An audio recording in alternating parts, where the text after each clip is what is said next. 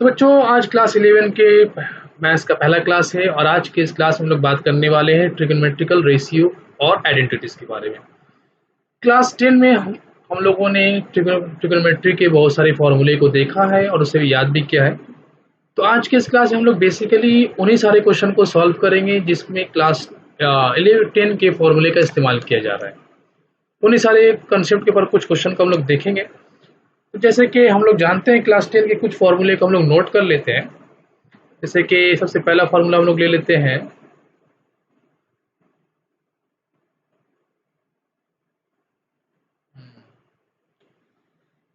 सबसे नंबर 1, आप लोग सभी को पता होगा ये फॉर्मूला।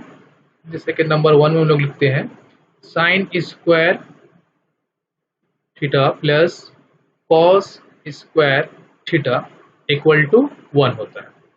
ठीक है, इसी तरीके से हम लोग लिख लेते हैं sec square theta minus tan square theta, ये भी इक्वल टू 1 होता है। उसके बाद थर्ड फॉर्मूला हम लोग नोट कर सकते हैं cosec square minus cot square. एक मिनट, हाँ, थर्ड फॉर्मूला हम लोग नोट कर सकते हैं cosec square theta minus cot square theta equal to 1। Okay, आगे देखते हैं और फॉर्मूले को हम लोग देख लेते हैं। सारा फॉर्मूला आप लोगों को याद होना चाहिए, अगर याद नहीं तो आप लोग इसे याद कर लेना। ओके, साइन प्रोडक्ट फॉर्मूला देखते हैं sine theta into cosec theta, इसका वैल्यू होता है 1। नंबर 5 में हम लोग देखते हैं sec theta into cos theta, ये होता है 1। नंबर 6 में tan into cot, tan theta into cot theta, इसका वैल्यू भी होता है 1। तो ये अगर हम ऐसा कह सकते हैं ये 6 फॉर्मूला है जहां पर हम लोग 1 लिख सकते हैं, या ऐसा कह सकते हैं कि 1 की जगह पे हम लोग ये सारे फॉर्मूले को लिख सकते हैं। मतलब कहीं अगर आपको ऐसा ज़रूरत है प्रॉब्लम को सॉल्व करते वक्त कि 1 की जगह पर आप साइन स्क्वायर भी लिख सकते हो, sign square plus cos square, या इसे हम लोग कुछ इस तरीके से बना लेते हैं। एक मिनट, इस फॉर्मूले को कुछ हम लोग ऐसे दिखा लेते हैं। जैसे कि पहले मान लेते हैं यहाँ पे हम लोग 1 लिख लेते हैं 1। अब इस 1 को हम लोग क्या क्या लिख सकते हैं, तो जरा गौर से देखना। पहले आप लोग 1 को लिख सकते हो, 1 को हम लोग लिख सकते हैं sin square theta plus cos square theta. दूसरा हम लोग ये लिख सकते हैं 1 को sec square theta minus tan square theta. ठीक है, तीसरा हम लोग लिख सकते हैं 1 को cosec square minus cosec square theta minus cot square. ठीक है, फिर हम लोग 1 की जगह पे लिख सकते हैं साइन इंटू कॉसेक, फिर हम लोग 1 की जगह पे लिख सकते हैं sec theta into cos theta, और फिर हम लोग 1 की जगह पर लिख सकते हैं tan theta into cot theta.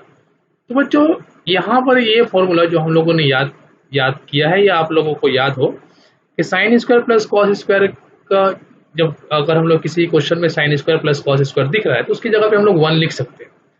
लेकिन 1 की जगह पे sin square plus cos square लिखना या 1 की जगह पर sec square minus tan square लिखना, ये हम लोगों को डिपेंड करता है कि किस तरह का क्वेश्चन दिया गया। क्वेश्चन को देख के हम लोगों को अगर ऐसा लग रहा है कि किसी एक वैल्यू का इस्तेमाल करना चाहिए तो हम लोग यूज करेंगे उसे।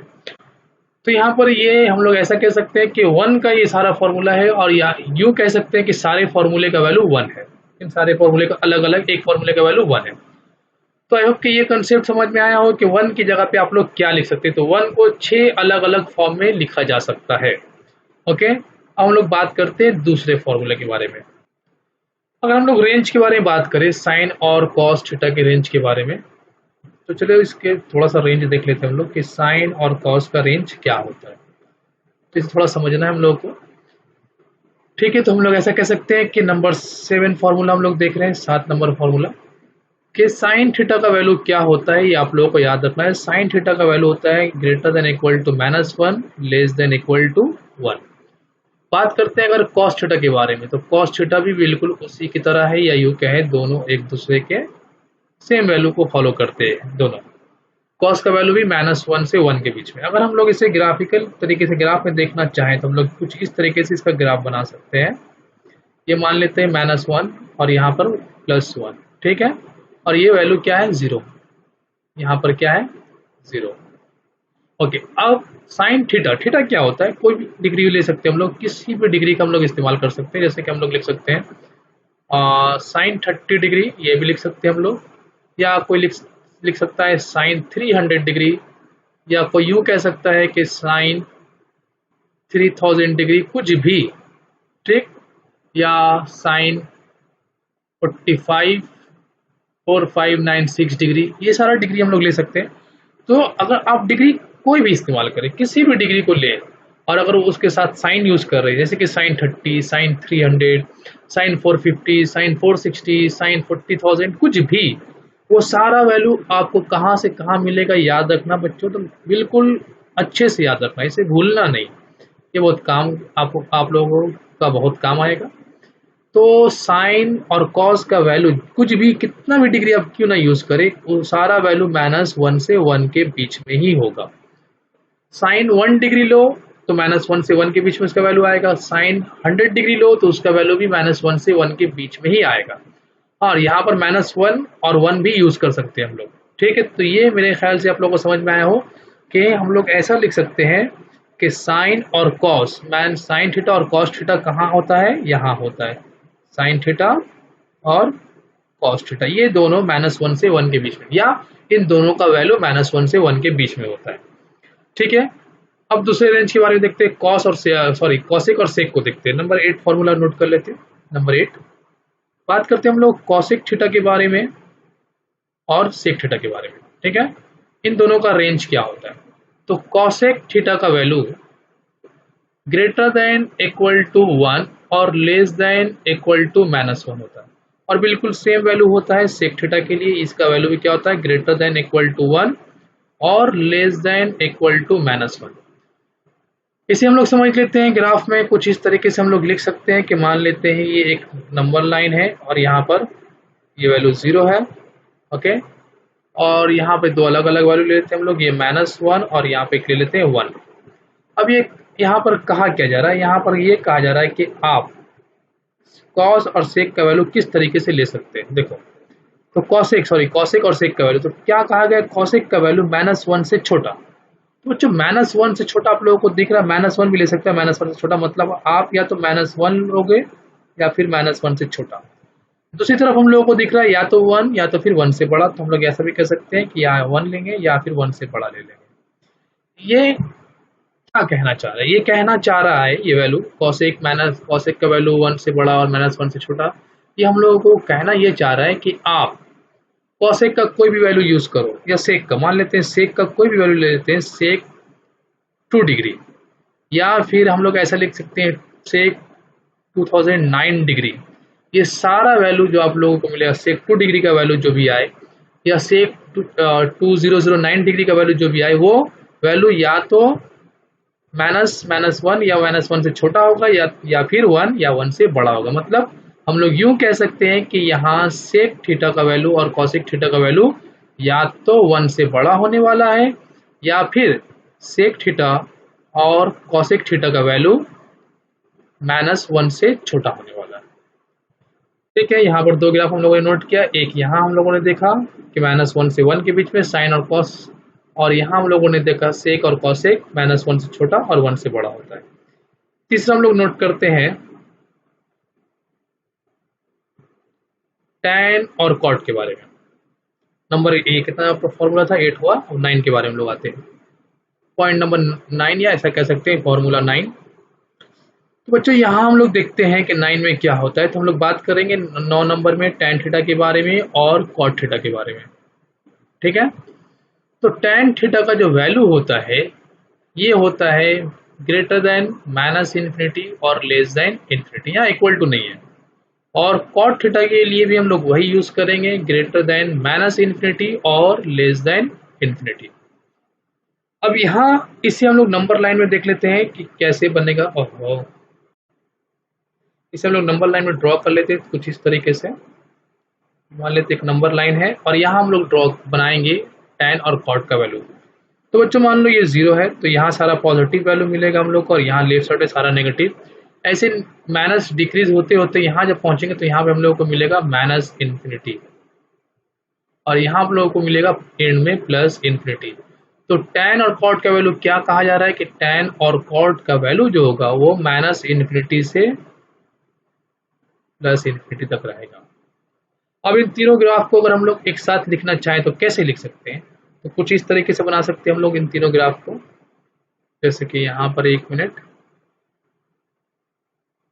मान लेते हैं ये एक नंबर लाइन है, ठीक है, और यहाँ पर हम लोग कुछ पॉइंट लेते हैं, ये पॉइंट हम लोग ले लेते हैं, ये है 0, ठीक, इसे हम लोग ले लेते हैं -1 और इसे ले लेते हैं हम लोग +1, ठीक है ना। थोड़ा सा ये हो जा रहा है, फिर से बना लेते हैं, एक नंबर लाइन लेते हैं कुछ इस तरीके से, ओके। अब यहाँ पर एक वैल्यू यूज करते हैं हम लोग -1 और +1, ये ले लेते हैं हम लोग इस पॉइंट को 0, इसे ले लेते हैं +1 और यहाँ ले लेते हैं हम लोग -1। अब बच्चों यहाँ ध्यान से देखना है कि -1 से 1 के बीच में किसका वैल्यू आता है। तो आप लोगों ने देखा कि साइन थीटा और कॉस थीटा, ठीक है। उसके बाद -1 से छोटा और 1 से बड़ा कौन आता है? तो आप लोगों ने देखा सेक और कॉसेक, ठीक। तो सेक थीटा और कॉसेक थीटा। लेकिन अगर हम बात करें -इन्फिनिटी से +इन्फिनिटी के बारे में, तो यहाँ पर कौन आता है इस पूरे रेंज में? तो हम लोग कह सकते हैं हम लोगों ने देखा tan थीटा और cot थीटा।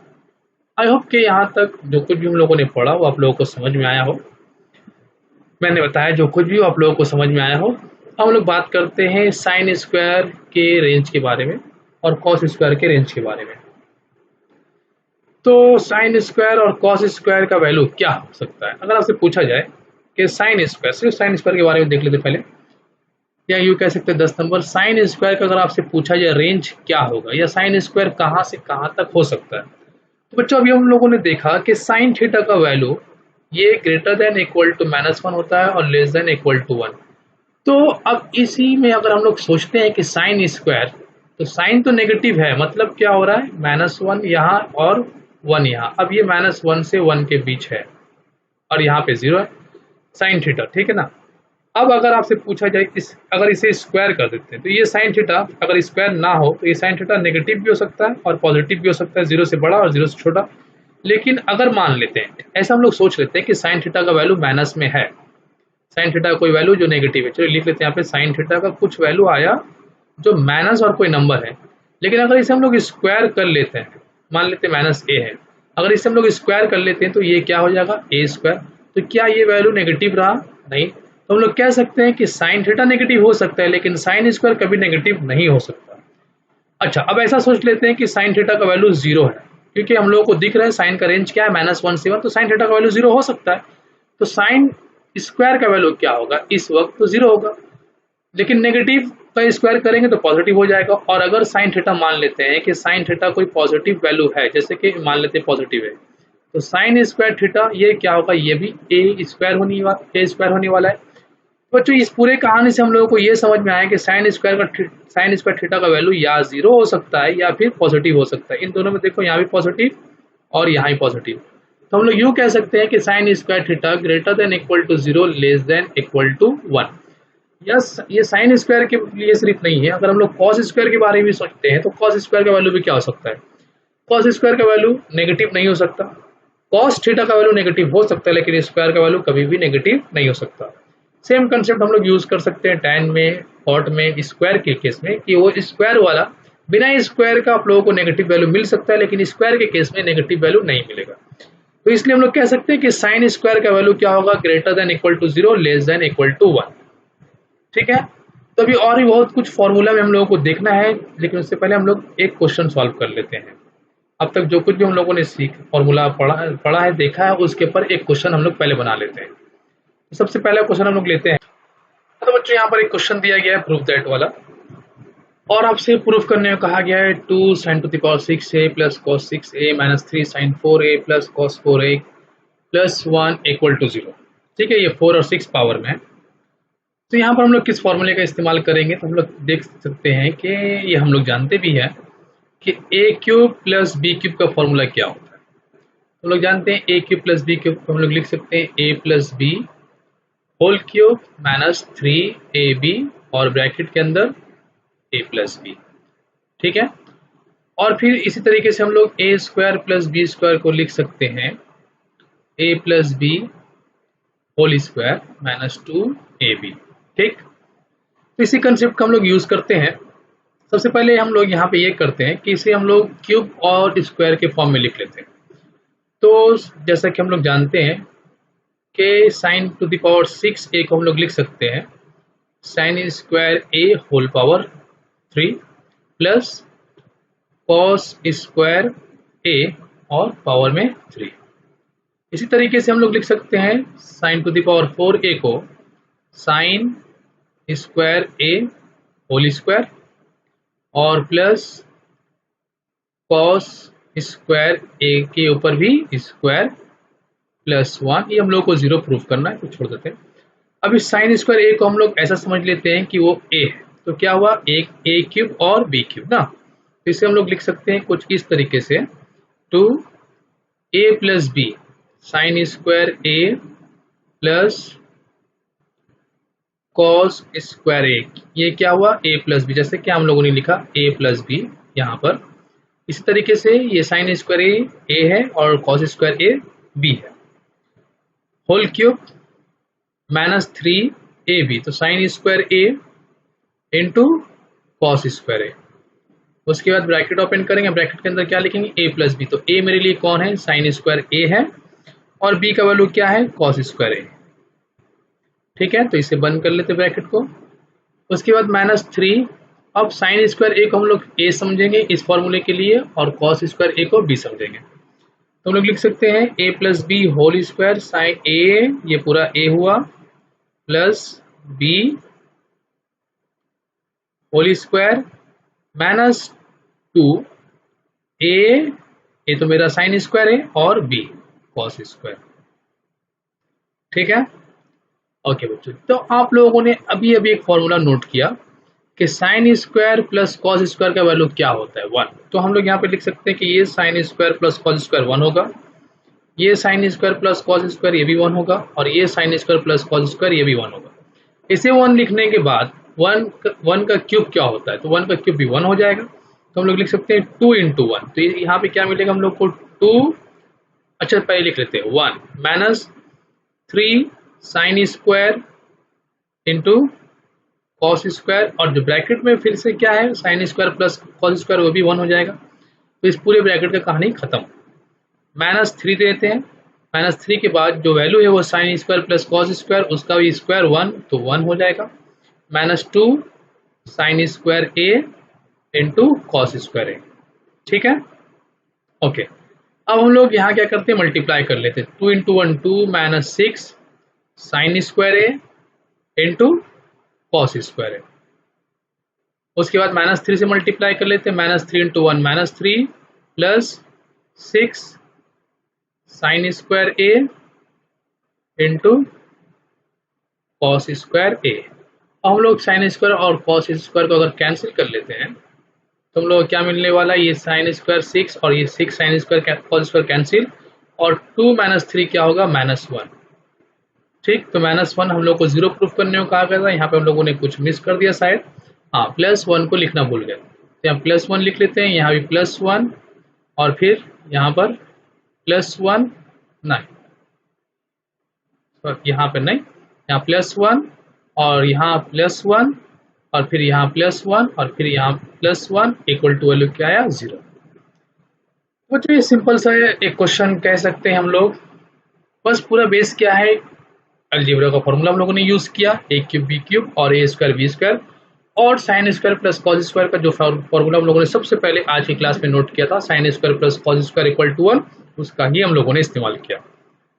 तो आई होप कि यहाँ तक आप लोगों को समझ में आया हो।